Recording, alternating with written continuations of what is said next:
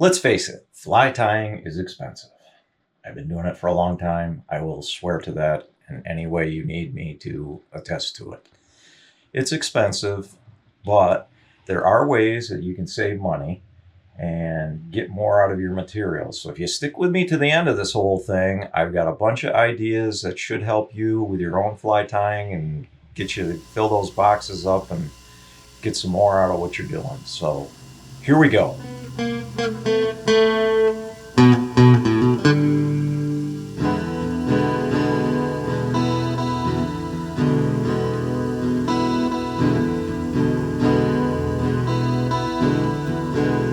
So the first thing you got to think about is what flies do you really need? What flies are you really trying to tie?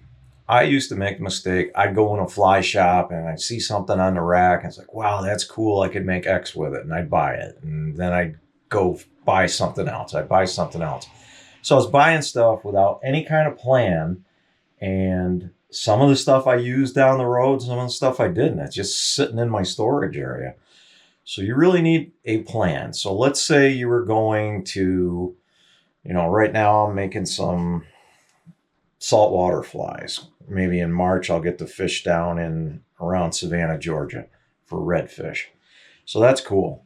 So I figure out the patterns that I want to tie. I figure out the materials that I need, and you start taking a look at them and seeing which ones that it's kind of something you're going to use a little bit of and you won't need a lot of, or it's something that you're going to use in bulk, you're going to use quite a bit of. So I recommend, before you even buy anything, go with some kind of plan. Here's the stuff that I need to make the stuff to fill this box. So if you do that first step, you're automatically going to be saving some money.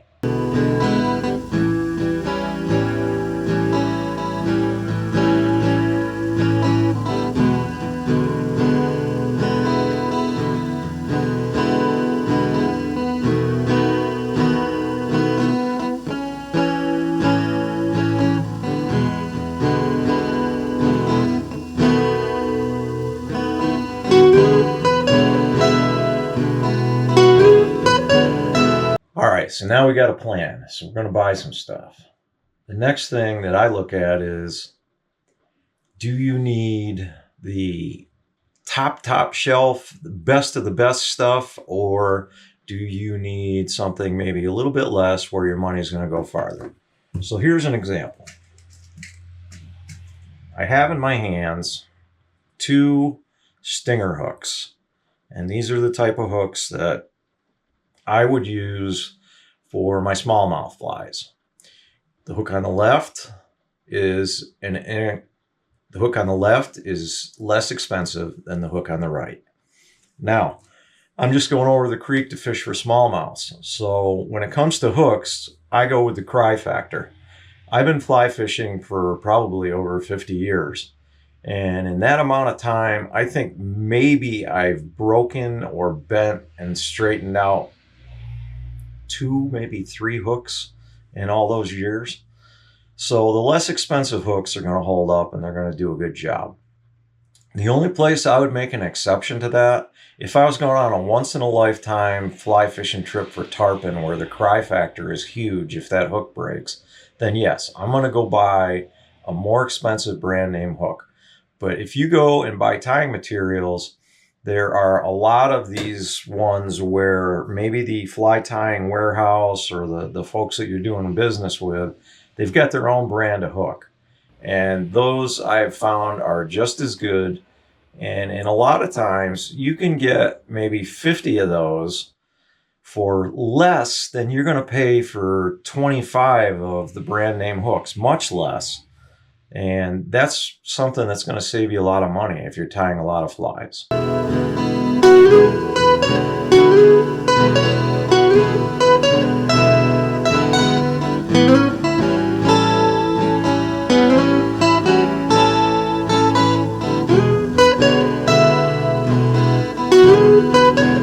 So another idea is, if let's say I'm making a bunch of beadhead nymphs and I got material A for one, material B for another, and but I'm only making a few. I'm just stocking up my trout box. I'm not making 10 dozen nymphs. I'm making a couple of these, a couple of those, a couple of the other thing. If you go with your plan and you purchase all the materials for those, you're going to end up with a bunch of different bags of bead heads, and it's going to get expensive. For something like that, I like going with an assortment. You can buy an assortment of beads for a reasonable price. You got all the different sizes and colors that you need, and you can tie up whatever you're going to need to fill those boxes without as much expense as you're going to use to buy individual packets for each one of those fly patterns. Another great way to save some money, especially if you're not tying a huge amount of individual patterns.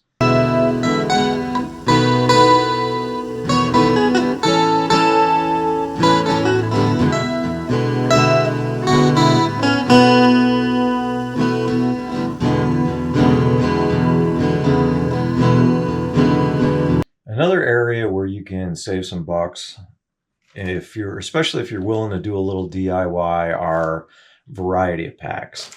So I at one point bought this. This is a variety pack of rabbit hide pieces. You can make zonker strips. You can make anything you need for streamer tying. They're parts of individual rabbit pelts. They're scraps, so you got to cut the strips yourself. But you can get tons of flies out of a pack like this, and it's so much less expensive than buying individual packs of pre-cut strips. Yeah, it takes a little work on your part, but you're saving a huge amount of money. You can find variety packs for a bunch of different things. You can find them in feathers. You can find them in other types of materials, and they are a great way to spread your money out and do better.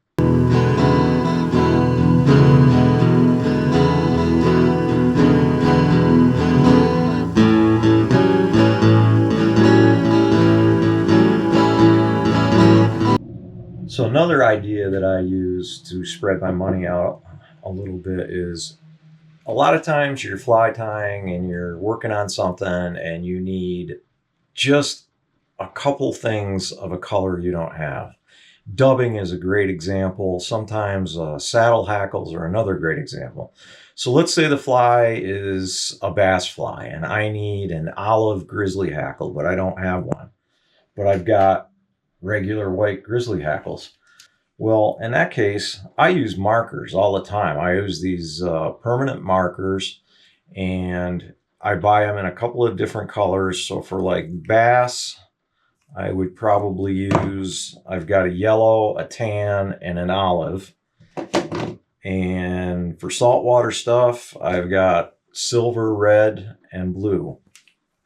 And what's great about that is, you're tying a pattern, you need a couple olive saddle hackles. You don't have them. Well, you use your regular saddle hackle, the white that you have, and you can buy a whole bunch of, and you just dye them yourself. You just put it on a paper towel, just take the marker and just go over it on both sides, let it dry, and now you got the color that you need, and you didn't have to buy a whole pack of them. That's another tip that I use extensively. I use it a lot in dubbing too. You get tying a fly that calls for a weird color of dubbing that you don't have quite the right thing, and you can use that to make the color that you need. They work out really well, and some of these things, they last a long time too. I've had some of these for years.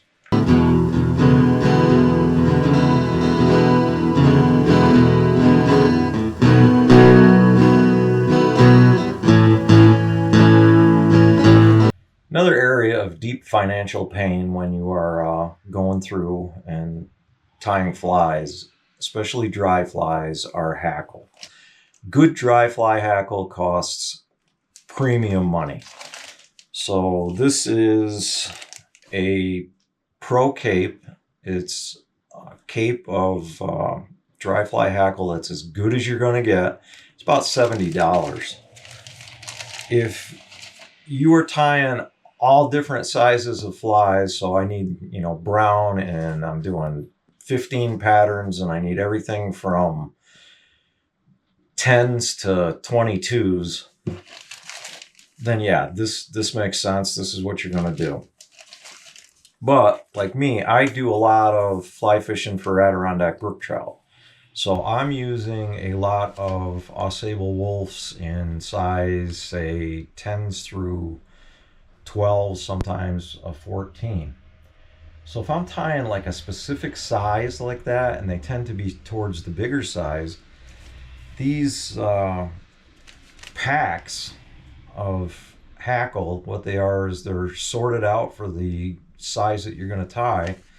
And this one is for number 18s actually. They are great. So they're only about $25, but you can tie hundreds of flies on these, and they're so good that you'll take out one of these long hackles and tie 3 or 4 flies from the same hackle, or even more. So they're really good, and it's going to save you a lot of money, especially if you're tying in the same size range all the time with the same color hackle. It'll work really well.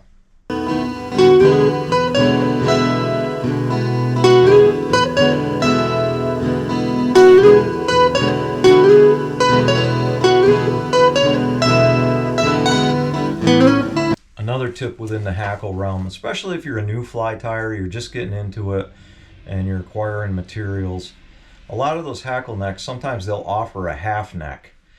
So you can get going, you can start tying some flies, and this is usually about half of the price of the full neck. You can get them $25, $30. You're going to tie all kinds of flies with it before you have to replace it. It's a great value for the money that you can get.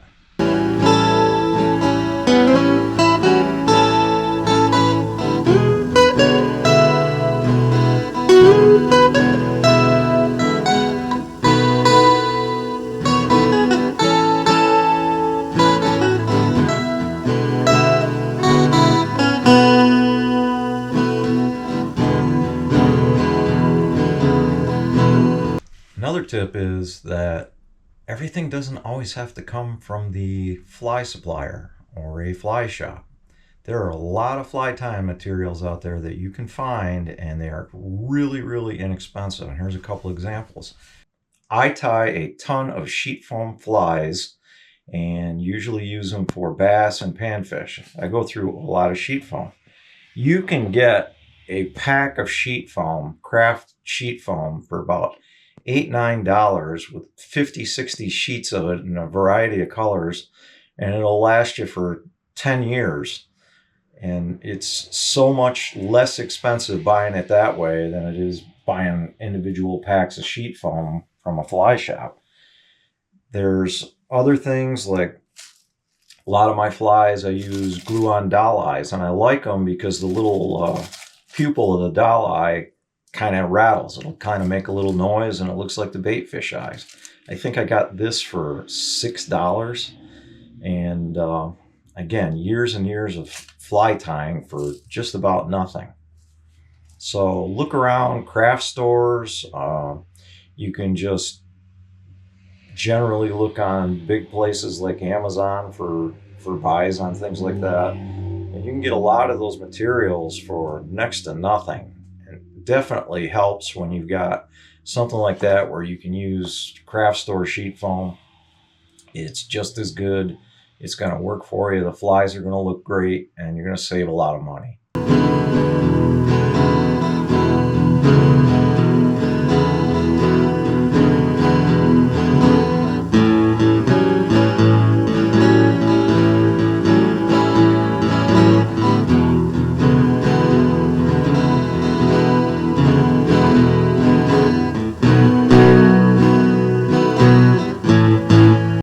I like to hunt, and just as much as I like to fish right now. As I'm older, I don't hunt with the gun as much, but I bow hunt like crazy. So I'm usually getting a deer, or I get turkeys with my bow, and when I do that, I save all those materials. I have down in my drawer, come up with one quick.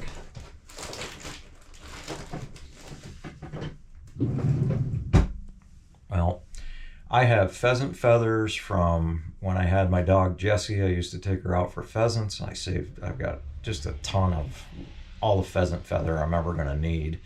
tail feathers and even some of the body feathers. I still have duck feathers from when I hunted. And if you're not a hunter, you can find somebody that you know that hunts, and they're bringing home deer. You want some deer hair, you want a bucktail, and a lot of times people will do that for you. They'll give you that stuff. I've had taxidermists give me scraps from when they were mounting. I've got I got a whole Ziploc bag full of black bear hair for if I want to make specialty steelhead flies. So those opportunities are out there, and most of that material is going to be for free. So that's something definitely to think about if you're just getting into fly tying or you've been doing it for a long time. There's a lot of free material out there. I do know a guy, and I'm not going to mention his name, who was pretty much at one point Captain Roadkill. He'd see a dead raccoon on the road and put his gloves on and go put it in the trunk of his car and bring it home and skin it and make his own raccoon fur. He would dry it and so on. So those opportunities are there too, but don't get run over by a tractor trailer while you're out trying to grab something like that.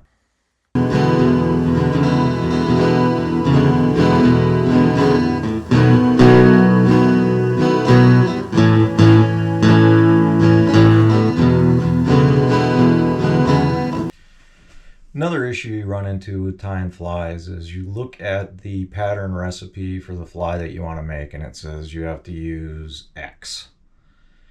I like to look at those and say, well, can I make a substitution? For example, if you're tying up a bunch of paragons, they're going to call for a stripped quill.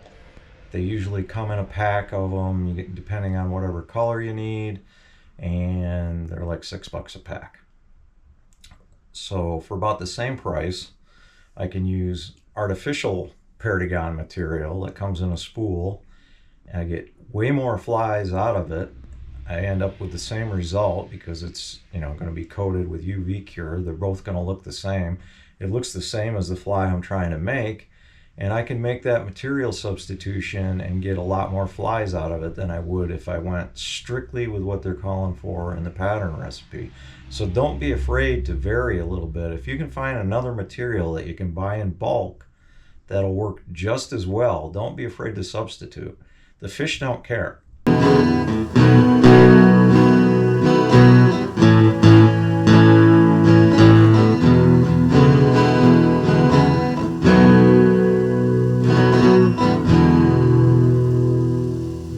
So when you've finally gone through and you've made your plan, you know what flies you want to tie, you've looked at all the materials, you know what you want to buy, you know the things you need, you've figured out, hey, can I substitute here? Can I substitute there?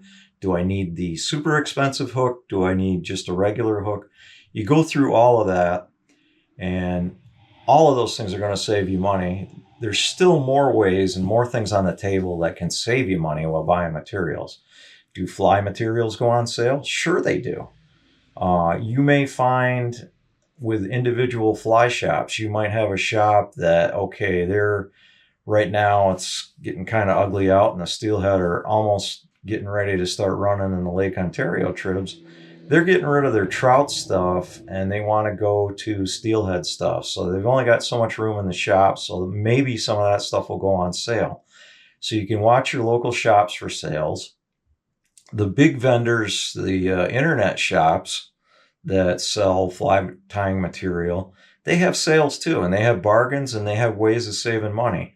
The one that I buy most of my stuff from has a rewards point program. So since I buy with them all the time, I get some savings. I get some rewards points.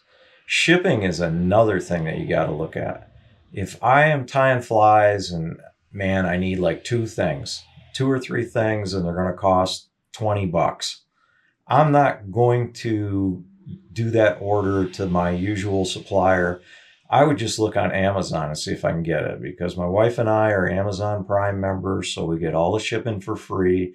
So if I need a couple things, I go that route. If I need, $100 or more worth of stuff, I go the other route. Because what happens is, a lot of the online sellers, if you buy a certain amount, they're going to give you the shipping for free. And that's a huge savings. Shipping on $100 order is probably going to be $10+, and that's just getting regular ground shipping. If you want it in a hurry, it's going to be a lot more. So being able to get free shipping on stuff is going to save you a lot of money in the long run.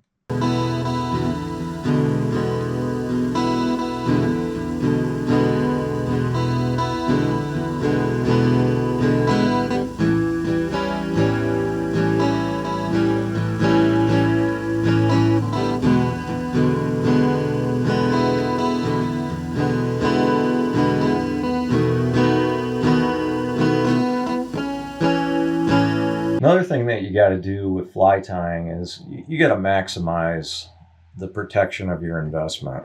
I've got materials that I've had for 20 or 30 years that I can still pull out and use, including natural materials, feathers and other things. And basically the system that I use is I have everything, and I use Ziploc bags. It's all in a file drawer. I've got the type of material, so this one happens to be ice dub and trilobal fiber. I've got the file system. I have all my natural materials in it. I have down below all my bucktails and all of those things, and they're all kept in Ziploc bags, because what can happen is with fly tying materials, especially the natural stuff, you'll get airborne bugs that want to get in there and make a home out of that hide, and your materials will decay and they'll just fall apart. So keeping and protecting them, you can get years and years and years out of the stuff. And I certainly have stuff that's over 30 years old in my system. So take the time. It doesn't cost a huge amount of money to buy a bunch of Ziplocs and a plastic tote to keep everything in, and you're good to go. The other thing with having your own system like that, like I have the file cabinet system, is when you want to go from fly A to fly B and you're switching over, now you get the material, now you have to get the materials for that pattern. You don't want to be spending an hour and a half looking around for stuff that you can't find. If you got it all organized and labeled, you're going to get onto the next fly a lot faster. You're going to get more out of your fly tying time.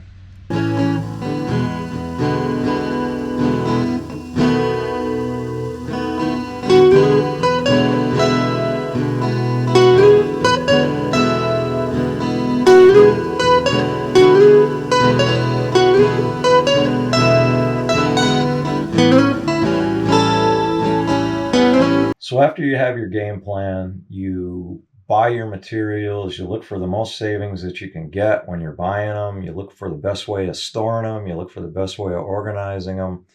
You're going to start recognizing that there's certain materials you go through an awful lot of. Like, let's say you tie a ton of black woolly buggers and you're always going through black marabou. Well, if you know you go through 3 or 4 packs of black marabou a year, then you're going to look for sales. They're having a fly tying sale at this company and I can get stuff 20% off this month. Well, great. Well, I'm going to buy 6 packs of black marabou feathers because I go through a lot of those. Now you got the stuff stockpiled and you locked it in at a much cheaper price, so your money's going even further. So there's things like that where you start to recognize the things you go through the most, and you can look for those things, those specific items, and try to get sales on them and get even more savings.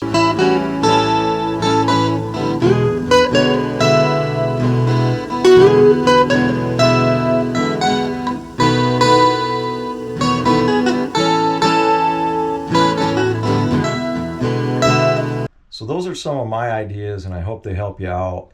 Especially if you're a beginner fly tyer, I think having somebody explain to you that, going into the fly shop and going bananas and buying one of these, 2 of those, 4 of those without any real plan isn't going to save you a lot of money in the long run.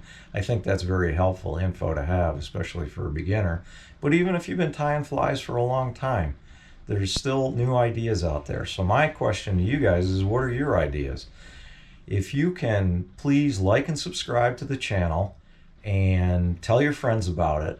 And in the comments on this video, leave your ideas. That way everybody can see them and it shares the information. The more info that we have, the better we all do in fly fishing and fly tying. So thanks for watching.